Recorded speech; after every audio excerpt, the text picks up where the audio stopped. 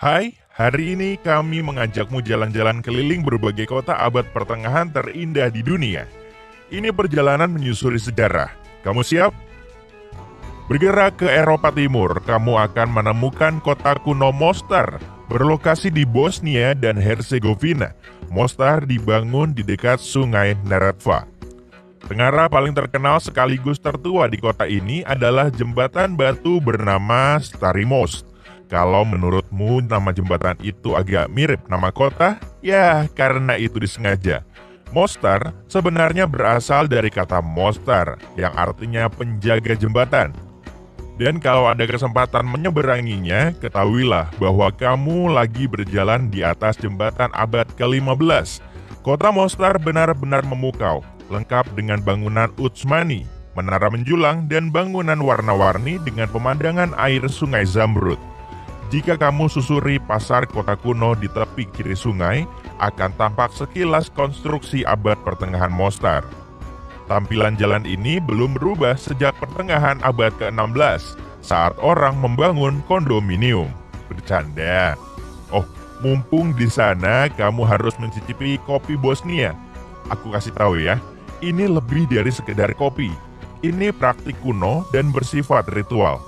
Orang bilang kopi Bosnia sangat mirip kopi Turki, tapi lebih kuat.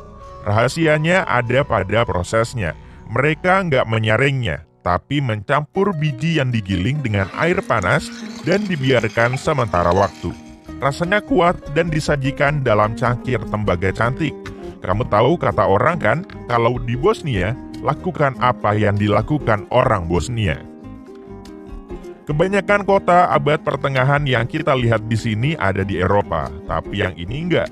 Sebuah kota bernama Gardaya di Algeria adalah kota bergaya abad pertengahan yang terkenal dengan arsitektur cemerlang yang lain dari yang lain. Kota ini dibangun sekitar abad ke-11 dan sering disebut mutiara dari oasis. Warna kebanyakan bangunannya bervariasi dari putih ke corak mirip pasir, karena dibangun dari tanah liat, gipsum, dan pasir.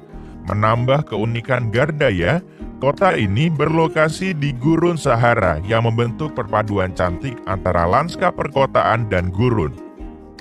Kota ini secara tradisional terkenal dengan pembuatan karpet yang sudah berjalan berabad-abad. Para produsen di Gardaya membuat permadani dengan tangan memakai mesin kayu kuno. Hasilnya benar-benar luar biasa, karena permadani itu memiliki pola terang warna-warni. Dan jika berkunjung di bulan Maret dan April, kamu bisa ikut serta dalam festival permadani. Kebayang nggak akan kayak apa? Nah, berjalan di pasar kota tua juga akan bikin kamu merasakan nuansa zaman dulu. Jalanan sempit dan penuh kios yang menjual pakaian serta barang-barang tradisional.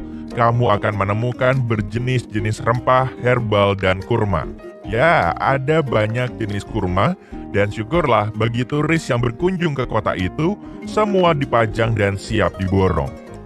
Di sini kamu bisa menentukan date alias tanggal untuk ngedate, serta makan date alias kurma. Kota ini dianggap sebagai situs warisan UNESCO pada tahun 1980-an, dan pelestariannya memungkinkan pengunjung benar-benar menyelami tradisi kuno. Kamu bisa memilih akan masuk kota lewat salah satu dari banyak pintu masuk yang mana. Tapi kalau aku jadi kamu, aku akan masuk lewat pintu masuk Twin Towers, atau lebih baik lagi, pintu masuk kastel kota. Untuk masuk kastel alias Chateau Comtal, kamu harus lewat jembatan angkat, jembatan batu, dan jembatan kayu. Kastel itu terakhir kali direnovasi pada abad ke-19 dan kondisinya terpelihara sekali. Sekarang, situs ini berfungsi sebagai museum tempat kamu bisa baca-baca dan belajar tentang Perancis abad pertengahan. Saat berkeliling kota, kamu akan menemukan banyak resto indah tempat kamu bisa duduk menikmati kopi. Di San Gimignano mungkin merupakan kota paling ternama dari semua kota bergaya abad pertengahan. Mungkin kamu mengenalinya dari beberapa film Hollywood. Kota ini ada sejak abad ke-8 dan kamu bisa ke sana dengan mudah. Lokasi San Gimignano, 1 jam berkendara keluar Florence, Italia. Pelancong yang ingin merasakan kayak apa Toskana di era pertengahan harus mengunjungi San Gimignano dan menyusuri sepanjang jalan berbatu sempit. Kota ini pastinya akan memikat hatimu dengan kebun anggur dan kebun zaitun yang indah. Tapi arsitekturnya juga unik. Kamu akan mudah melihat kota ini penuh menara yang mewarnai cakrawalanya. Sekarang, San Gimignano memiliki 14 menara gaya pertengahan dari 72 menara yang pernah ada. Menara ini mewakili praktik bersejarah keluarga kaya yang berlomba-lomba untuk memperoleh status. Sekarang masih sama kan? Untungnya, kamu bisa masuk ke salah satu menara, dan kamu pasti akan memperoleh pengalaman sejarah yang memperkaya. Saat ini, kamu akan menemukan sebuah museum di sebagian menara yang penuh dengan perabotan dan karya seni kuno dari berbagai keluarga yang awalnya tinggal di sini. Tengara lain yang harus kamu lihat adalah San Gimignano 1300, sebuah perpaduan toko dan museum. Tempat ini punya miniatur model tampilan kota pada tahun 1300, ketika kota itu dalam masa kejayaannya. Miniatur ini melingkupi 27 meter persegi kota aslinya dan dilukis dengan tangan. Ah ya, kata orang mereka punya gelato terlezat di dunia. Aku nggak akan melewatkan itu kalau aku jadi kamu. Belgia lebih dari sekedar tempat waffle dan coklat lezat. Ini tempatnya Bruges, salah satu kota abad pertengahan yang paling sempurna untuk berfoto. Jalan-jalan gaya pertengahan Bruges indah untuk dijelajahi. Jalanan berbatu yang menyenangkan, memberi jalan bagi petak-petak dengan deretan kafe dan kanal yang berkelok-kelok. Karena menjadi salah satu tempat terindah di Eropa, Bruges mendapat julukan Venesia Eropa Utara. Ketika menjelajahi kota menarik ini, akan kamu temukan kafe-kafe tersembunyi di antara lorong-lorong kota, pas banget untuk mencicipi sedikit waffle Belgia yang baru kita bahas. Oh, dan aku penasaran nih, apa kamu tahu kota ini berutang nama ke orang Viking? Bruges adalah istilah orang Viking untuk dermaga, yaitu tempat orang-orang Nordik biasa menambat perahu mereka di abad ke-9 Masehi. Orang Viking mungkin sudah tiada, tapi kota itu tetap disebut Bruges. Oh, dan pecinta coklat, perhatian ya. Di Bruges, kamu masih bisa menemukan coklat bikinan rumah di kebanyakan toko. Jadi selama menikmati kunjunganmu, mencicipi makanan manis.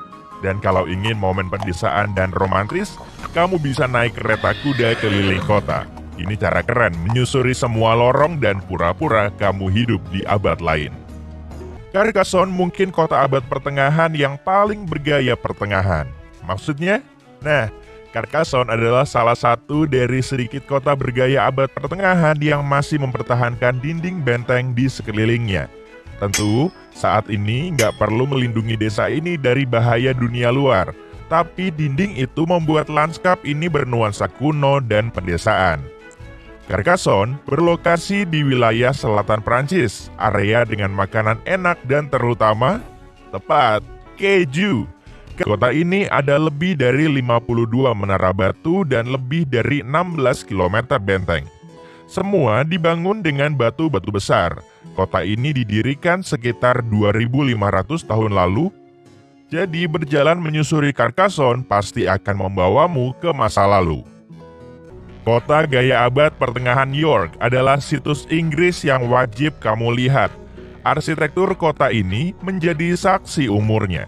Di sana, kamu akan menemukan bangunan yang mencerminkan konstruksi bangsa Romawi, bahkan Viking. Seperti kebanyakan kota abad pertengahan, kamu akan berjalan menyusuri sepanjang jalanan berbatu indah. Di antara banyak tengara, kamu akan melihat Menara Clifford, yang mungkin merupakan salah satu monumen paling ikonis di kota ini. Menara batu ini berdiri di atas bukit terjal dan dibangun saat William sang penakluk berkuasa di abad ke-9. Tur itu memberimu pemandangan indah kota abad pertengahan, jadi ini jelas layak dikunjungi. Kunjungi juga York Minster. Bagian arsitektur ikonis ini memiliki pengaruh gotik Inggris dan jendela kaca patri berumur 800 tahun. dan jalan-jalanlah ke Shambles Market. Di era pertengahan, bagian kota ini tempat pasar daging. Tapi sekarang lokasi ini jadi tempat sebagian besar resto berada. Pasar ini tempat keren untuk makan malam dan minum anggur serta mencari barang-barang antik terbaik. Kebanyakan bangunan batu warna coklat di sini dibangun di era Tudor. Kelihatannya tempat liburan yang romantis kalau kamu berencana untuk itu.